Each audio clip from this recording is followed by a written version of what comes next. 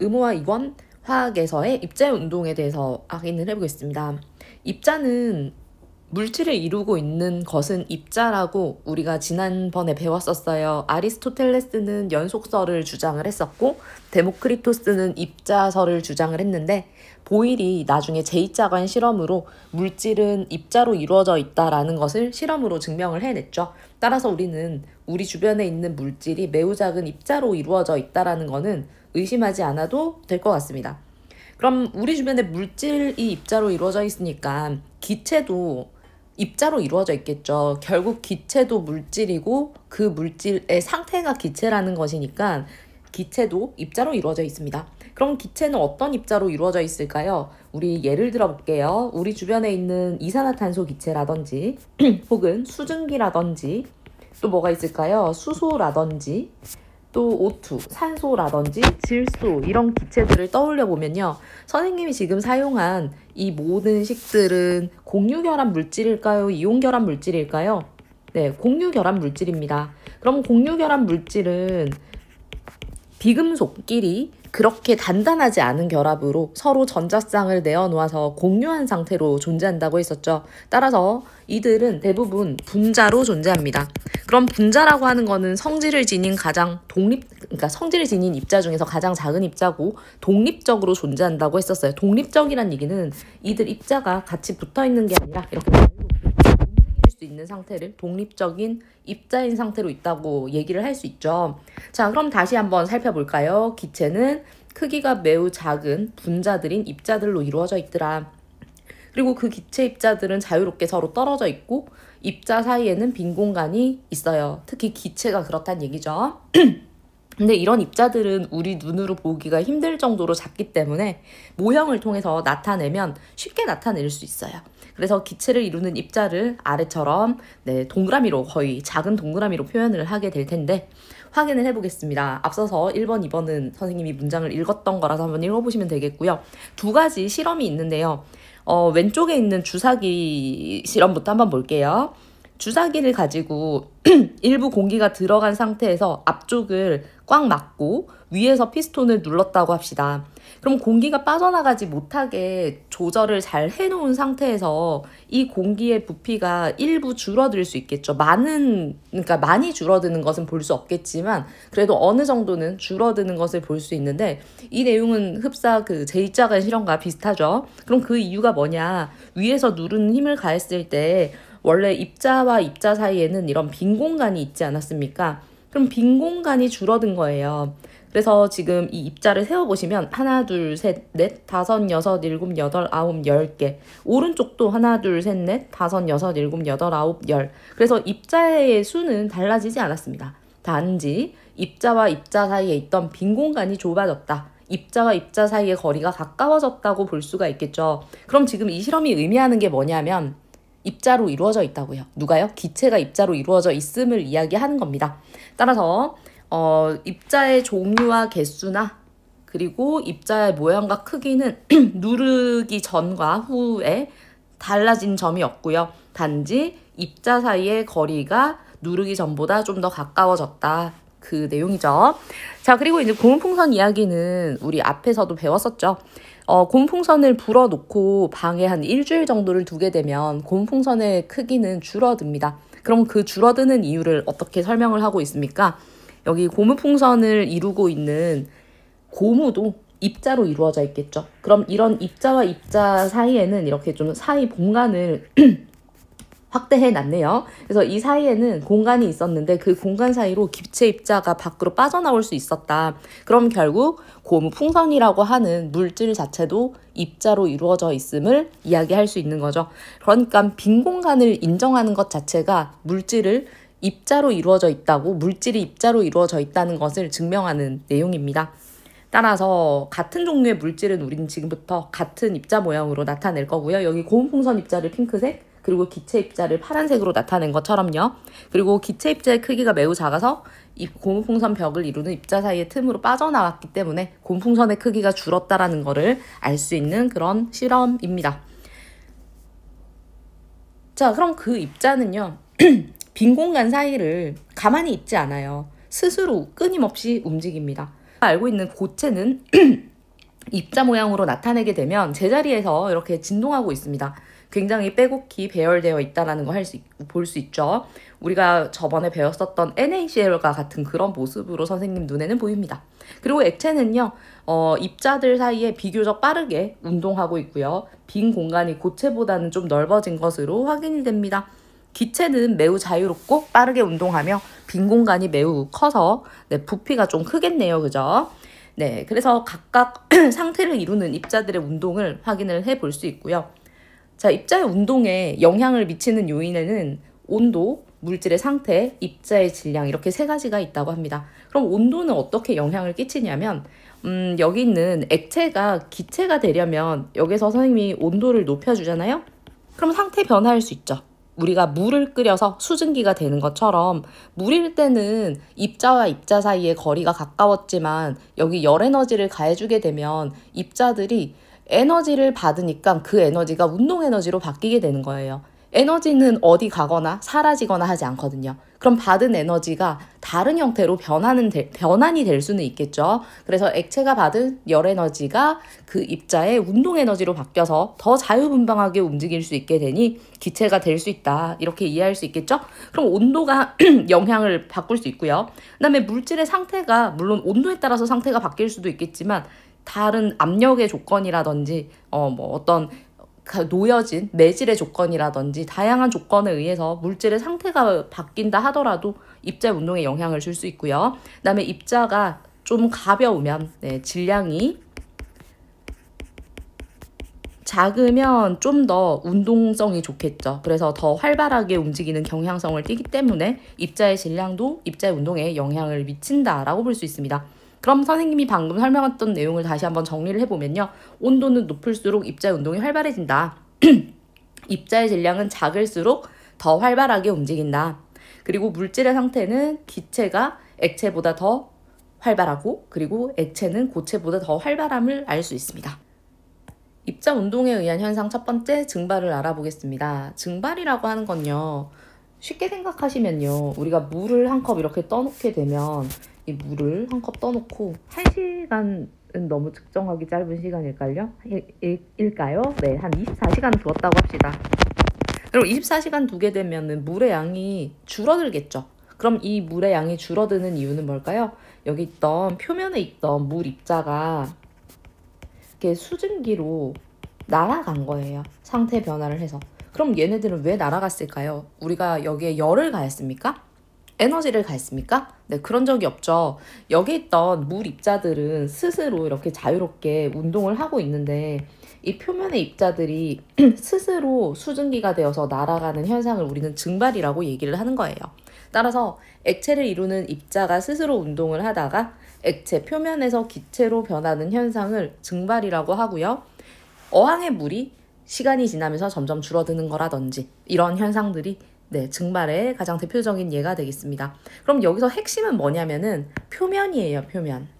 내부에서 우리가 열을 가해서 내부에서 수증기로 바뀌는 끓음과 증발은 엄연히 다릅니다. 따라서 액체 표면에서 스스로 운동해서 기체로 변하는 현상을 증발이라고 한다. 네, 지금 우리 주변에서의 예를 한번 보는데 빨래를 빨래거리에다가 널게 되면 젖어있던 빨래가 마르죠. 그럼 젖어있던 빨래에 우리가 어떤 에너지를 가하지 않아도 스스로 증발을 합니다. 그래서 여기 젖은 빨래의 표면에 있던 물 분자가 이렇게 수증기로 바뀌는 현상을 우리는 증발이라고 이야기할 수 있는 거예요. 그래서 젖어있는 빨래 표면의 물입자를 한번 그림으로 보게 되면 내부에 있는 입자 아닙니다. 여기 표면에 있던 물입자가 위로 올라간다라는 걸 잘 표현을 해놨는데 스스로 표면에 있던 액체였던 물이 수증기가 되는 현상, 그것을 증발이라고 합니다. 네, 생활 속의 증발 현상을 살펴보면요. 어려운 것은 하나도 없어요. 젖은 빨래가 마른다. 그리고 어항의 물이 시간이 지나면 줄어든다. 네, 줄어든 이 글씨죠. 네, 줄어든다. 그리고 염전에서 바닷물을 증발시켜서 소금을 얻는다. 손등에 알코올을 이렇게 발라놓게 되면 잠시 후 사라진다. 그리고 가뭄이 들어서 땅이 갈라지는 현상. 가뭄이 들게 되면은 수분이 표면에 있던 땅 표면에 있던 수분이 증발하게 되니까 네, 땅이 말라서 갈라진다는 거죠. 그리고 풀잎에 맺혀있던 이슬이 사라지는 것들이 모두 생활 속의 증발 현상이라고 볼 수 있습니다. 자, 지금 3번 증발이 잘 일어날 수 있는 조건을 온도, 바람, 습도, 표면적, 그리고 입자사의 인력 이렇게 5가지로 구분을 했는데요. 우리가 중학교 1학년 교과서에 나오는 거는 이렇게 4가지에 대해서 나올 거예요. 근데 이 4가지를 선생님은 생각을 할 때마다 참 빨래가 잘 마르는 조건과 굉장히 비슷하다. 빨래 잘 마르는 조건. 그런 생각을 해봤는데요. 한번 확인을 해볼게요. 빨래가 잘 마르려면 온도가 높으면 빨래가 잘 마릅니다. 그리고 바람이 많이 불수록 빨래가 잘 마르겠죠. 그리고 습도는 낮아야 되겠죠. 장마철에 빨래가 잘 마르지 않는 것을 역으로 생각을 해보면 좋을 것 같고요. 그리고 빨래를 말릴 때는 빨래를 털어서 아주 넓게 편 상태로 말립니다. 그래서 표면적은 넓을수록 빨래가 더 잘 마른다. 이렇게 생각할 수 있겠죠. 그 조건과 똑같아요. 증발이 잘 일어나려면 온도가 높을수록, 바람이 강할수록, 습도는 낮을수록, 그러니까 건조할수록, 표면적이 넓을수록 증발이 잘 일어납니다.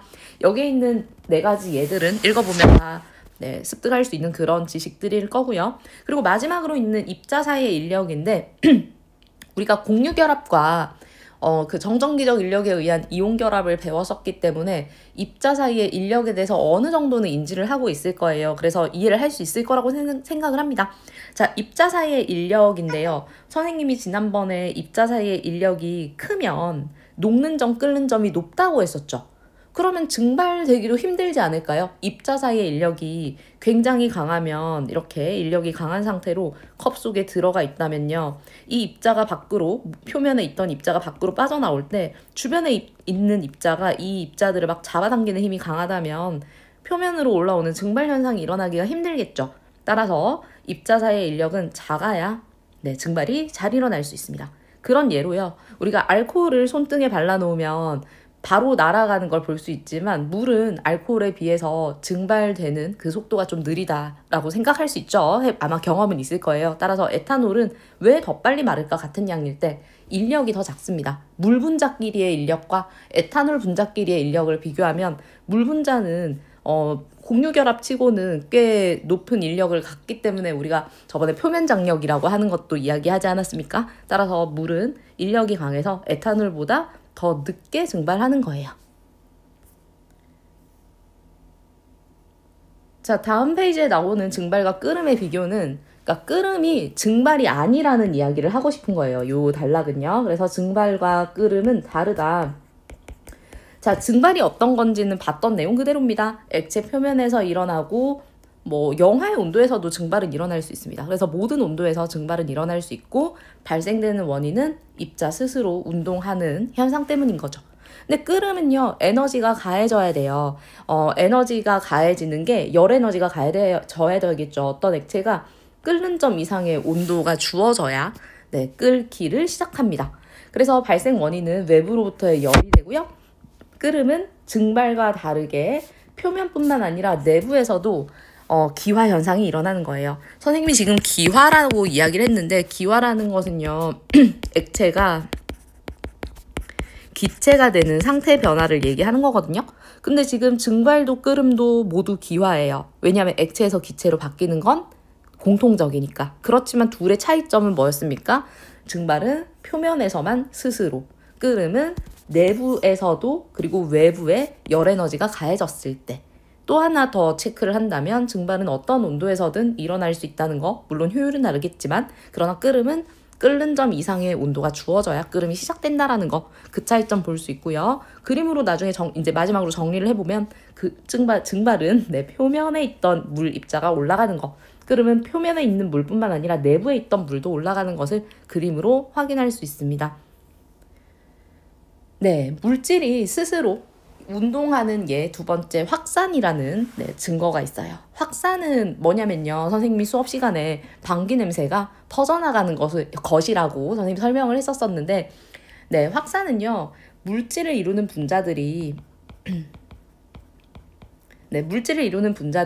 스스로 운동해서 모든 방향으로 퍼져나가는 현상을 확산이라고 합니다. 그래서 여기에서의 포인트도요. 스스로 운동이에요.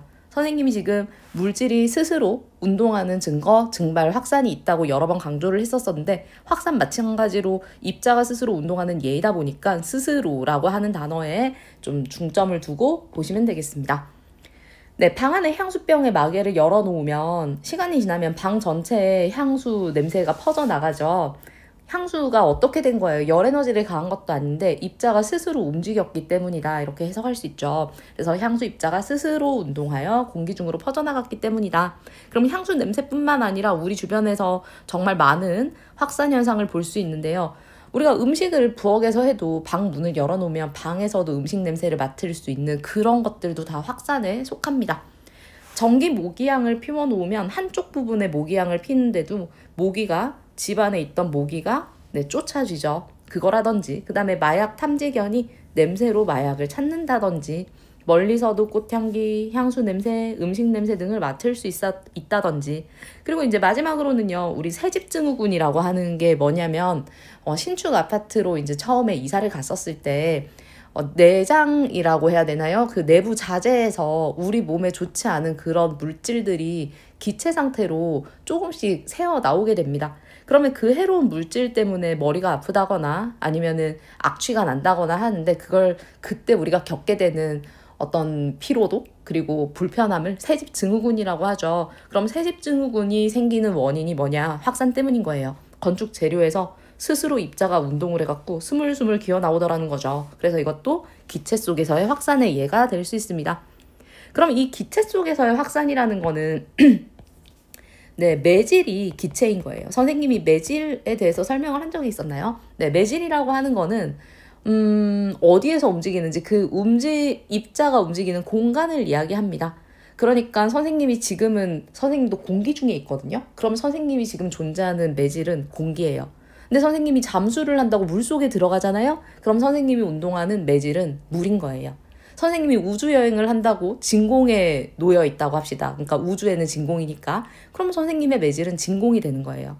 대략적인 매질의 개념을 잡았죠. 그래서 기체 속에서의 확산이죠. 지금 선생님이 얘기했었던 향수 냄새가 퍼져나가고 방귀 냄새가 퍼져나가고 음식 냄새를 맡을 수 있는 것들 모두 공기 중에서의 확산이기 때문에 기체 속에서의 확산이라고 한 거고 그리고 이제 오른쪽에 액체 속에서의 확산은요. 물 속에다가 잉크방울을 떨어뜨렸대요. 떨어뜨렸더니 처음에는 한 곳에 이렇게 좀 뭉쳐 있었는데 시간이 지나니까 얘네가 차츰차츰 이렇게 여러 군데로 별로 퍼져나간 것 같진 않은데 그림은 퍼져나가더라는 겁니다. 따라서 액체 속에서도 입자는 스스로 운동할 수 있구나. 액체 그 잉크 입자가 스스로 운동하니까 물 속에서도 퍼져나갈 수 있네. 그것을 확인할 수 있는 겁니다. 그것뿐만 아니죠. 우리가 녹차 티백 같은 거 있지 않습니까? 차 티백을 물에 넣어 놓게 되면 썩지 않아도요. 그 물 속에 녹색 잎의 색소라고 해야 되나요? 네, 녹색이 이렇게 퍼져나가게 됩니다. 그러면 그때 차가 우러나는 현상도 액체 속에서의 확산이고요. 냉면에 식초를 떨어뜨렸을 때 항상 떨어뜨리자마자 섞어서 이게 확산인지 좀 확인하기가 힘들지만 한번 나중에 안 섞어 볼게요. 식초를 떨어뜨리게 되면 국물 전체에서 신맛이 난대요. 그럼 그거는 식초의 확산이라고 할 수 있습니다. 잉크는 아래 그림 참고하시면 되겠습니다.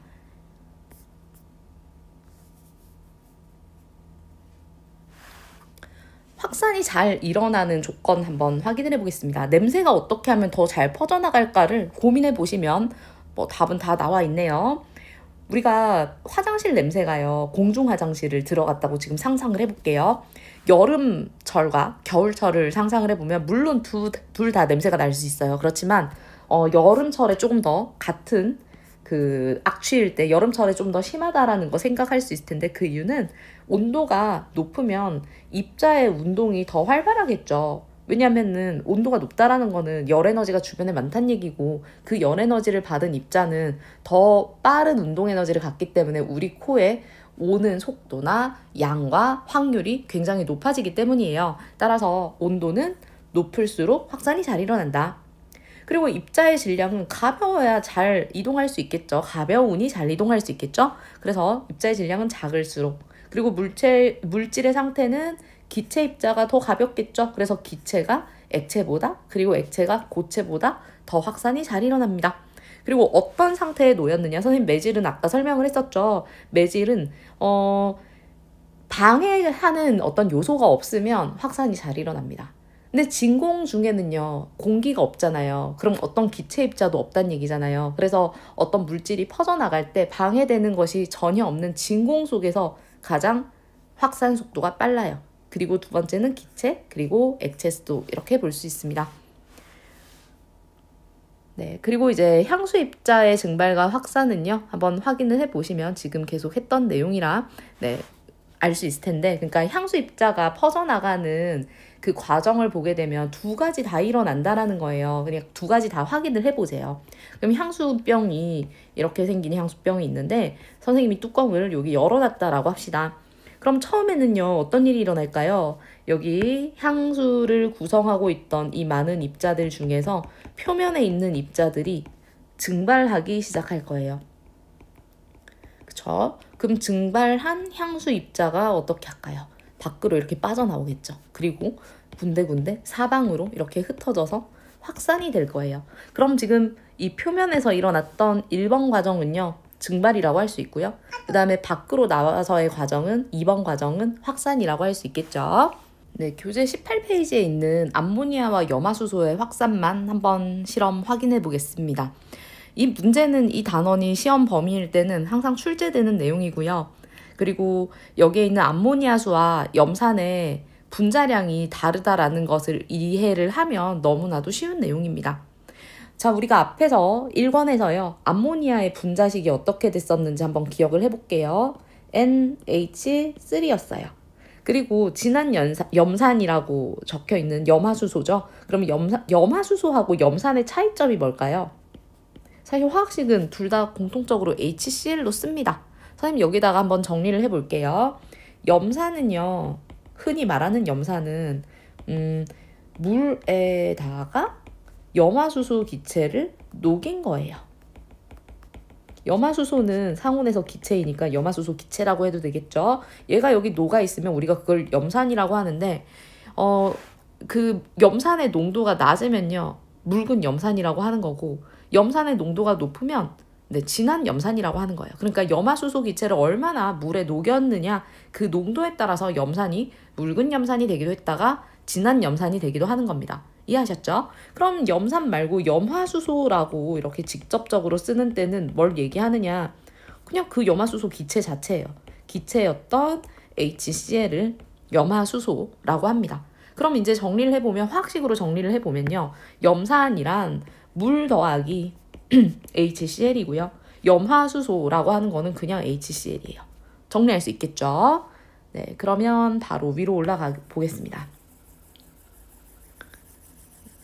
네, 여기 NH3 같은 경우에는 암모니아인데, 우리가 분자량은 원자량을 우리 굳이 암기할 필요가 없어요. 문제에서 알려주거나 그렇게 할 거니까, 고등학교 가서. 그럼 여기 있는 질소 같은 경우에는 14만큼의 원자량을 가지고 있고요. 수소는 1만큼의 원자량을 가지고 있다 보니 이렇게 수소가 3개 있지 않습니까? 계산하면 17만큼의 분자량을 지닙니다. HCl 같은 경우에는 수소가 1이고요. 염소는 35만큼의 원자량을 갖는다면 36만큼의 분자량을 갖는다고 볼 수 있어요. 그러면은 입자 하나의 질량이 누가 더 클까요? 네, 여기 보시는 HCl이 훨씬 더 질량이 크다라는 거죠. 17보다 36이 크지 않습니까? 거의 2배 이상이죠. 그래서 우리는 암모니아와 염화수소가 나오게 되면 암모니아는 가볍다. 그리고 염화수소 기체는 기체 상태에서 무거운 기체, 상대적으로 무겁다라는 인식을 하고 계시면 되겠습니다. 그래서 중학교 과정에서는 암기로 들어가는 거예요. 암모니아는 가벼운 기체, 염화수소는 무거운 기체다. 자, 그럼 탐구 과정을 보니까 진한 암모니아수와 진한 염산을 각각 묻힌 솜을 유리관의 양쪽에 동시에 넣고 고무마개로 막은 후에 변화를 관찰을 한다고 합니다. 그럼 진한 암모니아수를 묻힌 솜에서 누가 이렇게 확산해 나갈까요? 암모니아 기체가 확산해서 나가겠죠. 그리고 이 진한 염산을 묻힌 솜에서 확산되어서 나가는 것은 네, 염화수소 기체 HCl이 확산돼서 나갈 거예요. 그런데 좀 굼뜹니다. 누가 굼뜨냐면요, HCl은 무겁잖아요. 그래서 천천히 이동을 하고요. 여기 있는 암모니아는 빠르게 이동을 하고 HCl은 느리게 이동을 해서 여기서 만나게 돼서 생기는 이 흰 연기의 띠가 두 분자가 만나서 생기는 화합물이 되는 거예요. 그럼 우리가 NH3하고 HCl이 더해지게 되면 뭐가 생길까 한번 확인을 해보죠. 자, 여기에 보면은 염화 암모늄이라는 단어가 있을 거예요. 있나요? 한번 밑으로 좀 내려가 볼게요. 있네요. 그죠? 흰색의 염화 암모늄이 생긴다. 그럼 염화 암모늄에 대한 화학식이 어떻게 되느냐 하면요. 염화 암모늄이니까 NH4Cl이 됩니다. 그래서 이들이 만나서 그냥 식쭉 붙여준 것밖에 안 되네요. 얘네가 만나서 염화 암모늄이라는 화합물이 되는데 그때 이 염화 암모늄은 흰 연기의 띠로 나타나게 된다라는 거예요. 근데 이제 지금 여기서 우리한테 얘기하려고 하는 거는 확산 속도가 다르다라는 거예요. 왜? 질량이 다르니까. 같은 분자일 때, 같은 개수의 분자일 때 질량이 다르고 질량이 작을수록 확산 속도가 빠르다고 했으니 조금 더 그 진한 염산 쪽에서 흰 연기의 띠가 생긴다라는 걸 인지할 수 있는지 그것에 대해서 물어보는 그런 실험이라고 보실 수 있습니다. 결과 및 자료 해석을 보면요. 유리관 속에 흰 연기가 생긴다. 그것은 염화 암모늄이라는 건데 이 흰 연기인 염화 암모늄은 진한 염산을 묻힌 손 가까이에 생긴다. 이유를 봤더니 암모니아는 분자량이 뭐밖에 안 됐었죠? 아까? 17이었습니까? 네, 염화수소는 몇이었죠? 36이었었죠. 따라서 염화수소가 조금 더 질량이 크기 때문에 가벼운 암모니아 분자가 확산 속도가 더 빨랐어 라는 결론을 얻을 수 있습니다. 그래서 암모니아와 염화수소가 스스로 운동해서 확산해서 질량이 작은 입자가 확산 속도가 빠르다. 염화수소보다는 암모니아 기체가 더 확산 속도가 빠르다라는 것을 알 수 있는 실험이죠.